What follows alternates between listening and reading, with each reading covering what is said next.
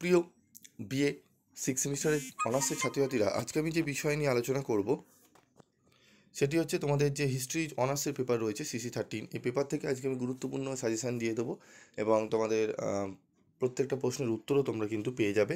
কিভাবে পাবে তোমাদের আমি বলে দিচ্ছি। ফিফথ সেমিস্টারে ফোর্থ সেমিস্টারে যেরকম তোমরা পেয়েছিলে, তোমাদের আমি কিন্তু ম্যাক্সিমাম সাবজেক্টেরই নোটস নিয়ে আলোচনা করেছিলাম। এবং যারা স্টাডি মেটেরিয়াল অত্যন্ত কম রেমুনারেশনে নিতে চাও ফুল PDF নোট, তারা অবশ্যই যোগাযোগ করতে পারো। তো দেখো, 10 নম্বরের প্রশ্ন নিয়ে আলোচনা করছি। প্রথম যে প্রশ্নটি অত্যন্ত গুরুত্বপূর্ণ, দুই মহাযুদ্ধের মধ্যবর্তী সময়ে ভারতে কৃষক আন্দোলন ও জাতীয়তাবাদী রাজনীতির সম্পর্ক কী ছিল? দুই বিশ্বযুদ্ধের মধ্যবর্তী সময়ে সংঘটি শ্রমিক আন্দোলন সম্পর্কে আলোচনা করো। আইন অমান্য আন্দোলনের গুরুত্ব সীমাবদ্ধতা আলোচনা করো। ভারতীয় জাতীয় কংগ্রেসের প্রারম্ভিক পর্বের কার্যকলাপের মূল্যায়ন করো। সংসদীয় গণতন্ত্রের উদ্ভবের ক্ষেত্রে নেহরুর অবদান কী ছিল? ভারতীয় রাজনীতিতে চরমপন্থী আন্দোলনের উদ্ভব ও বিকাশ আলোচনা করো। যেগুলো স্টার রয়েছে এগুলো একটু ভালো করে পড়বে, পরবর্তীতে আমি আরও স্টার মার্ক প্রশ্নগুলো বলে দেবো। মাত্র 4টি প্রশ্ন এখান থেকে বলে দেবো, যেটি করলেই তোমরা কিন্তু কোশ্চেন কমন পেয়ে যাবে।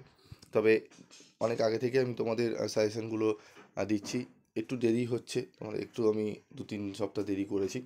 বেসিক কারণ রয়েছে, জেনারেলদের পরীক্ষা চলছে, তোমরা জানো অনেকগুলোই সাবজেক্টেরও আমাকে দিতে হয়। তো সেক্ষেত্রে একটু দেরি হয়, তবে আমি তোমাদের দিই যে প্রশ্নগুলো সেগুলো কিন্তু 100%-এর উপরে কিন্তু কমন আছে, তোমরা জানো। একটু ফলো রাখবে, দেখবে তোমাদের কোনো অসুবিধা হবে না। এবং উত্তরের কোয়ালিটিও তোমাদের সেইভাবেই দেবো। যারা অনার্স নিয়েছো, তবে অনার্সটা খুব শক্ত মনে হচ্ছে, অনেক উত্তর বড় মনে হচ্ছে, স্যার পেরে উঠছি না, তাদের জন্য বিশেষ করে যে নোটসগুলো আমি তৈরি করব সেগুলো পড়লে তোমরা দেখবে অনেকটাই উপকৃত হবে। তারপর দেখো রয়েছে আমাদের রাওলাট সত্যাগ্রহের কারণ ও গুরুত্ব আলোচনা করো। ভারতের দলিত আন্দোলনের ওপর একটি প্রবন্ধ লেখো। ভারত ছাড়ো আন্দোলনে জনগণের স্বতঃস্ফূর্ত অংশগ্রহণকে তুমি কিভাবে ব্যাখ্যা করবে? ভারত বিভাগ কি অনিবার্য ছিল? এক্ষেত্রে জিন্নার দায় কতটা ছিল? ঠিক আছে, কতটা হবে এটি? হ্যাঁ, দুই বিশ্বযুদ্ধের অন্তর্বর্তীকালে ভারতের শিল্প বিকাশের ধারা বর্ণনা করো। স্বদেশী আন্দোলনের ঐতিহাসিক গুরুত্ব লেখো। এই আন্দোলনের সীমাবদ্ধতা কী ছিল?